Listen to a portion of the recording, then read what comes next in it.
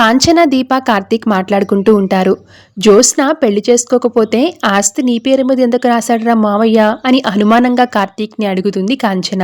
దానికి కార్తీక్, దశరథ్ మావయ్య వీలునామాలో జ్యోత్స్న పెళ్లి చేసుకుని పిల్లల్ని కంటేనే ఆస్తులు అనే కండిషన్ ఎందుకు పెట్టారని అనుకుంటున్నావమ్మా? అలా పెడితేనే జ్యోత్స్న పెళ్లి చేసుకుంటుందని.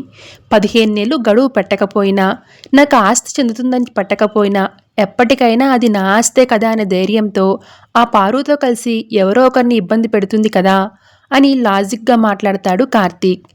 ఓహో అవునరా, నువ్వు చెప్తుంటే నాకు అదే నిజమే అనిపిస్తుంది.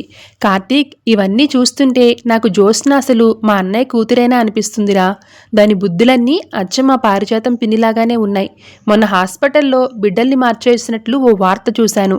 మన జ్యోత్స్న కూడా అలాగే మారిపోయిందేమో అని నా అనుమానం అని కాంచన అనేసరికి కార్తీక్, దీప ఒక్కసారిగా షాక్ అవుతారు. అయినా మా సుమిత్ర వదిన బతికింది అంటే ఆ జ్యోత్స్న వల్లే కదా. కానీ జ్యోత్స్న బుద్ధే చండాలం. జ్యోత్స్న మా సుమిత్ర వదిన కూతురే అని అంటూ ఉంటుంది కాంచన. ఆ గంజాయి మొక్కని తులసి మొక్కగా నేను మారుస్తానమ్మా, అప్పటిదాకా ఓపిక పడదాం అని కాంచనతో కార్తీక్ అంటాడు. ఆ పని త్వరగా చేసి పుణ్యం కట్టుకోరా అని కార్తీక్తో అంటుంది కాంచన. ఇక మరోవైపు జ్యోత్స్న తన ఇంటి ముందు ఎవరికోసమో రహస్యంగా ఎదురుచూస్తూ కంగారు పడుతూ ఉంటుంది.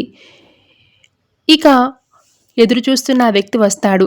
రిపోర్ట్స్ రానే వచ్చాయి మేడం అని వాటిని జ్యోత్స్న చేతికి ఇస్తాడు. సుమిత్ర గారి బ్లడ్ శాంపిల్స్ దీప అనే ఆవిడతో మ్యాచ్ అయ్యాయి. దీపే సుమిత్ర గారి కూతురు, జ్యోత్స్న అనే ఆమె కాదు. ఇంతకీ జ్యోత్స్న అంటే ఎవరు మేడం అంటాడు ఆ వ్యక్తి. వెంటనే జ్యోత్స్న తన దగ్గరున్న డబ్బు కట్టను తీసి అతడి చేతిలో పెట్టి, జ్యోత్స్న ఎవరైతే నీకు సంబంధం లేదనుకుంటా, బయలుదేరు అని అతన్ని అక్కడి నుంచి పంపించేస్తుంది. ఇక నిజం తెలుసుకున్న జ్యోత్స్న రగిలిపోతూ ఉంటుంది. అంటే బావా దీప ఒకటైపోయి నన్ను మోసం చేశారనిమాట. దీపే అసలైన కూతురు అని మనసులో ఫిక్స్ అవుతుంది జ్యోత్స్న. అదే సమయంలో పారిజాతం అక్కడికి వస్తుంది.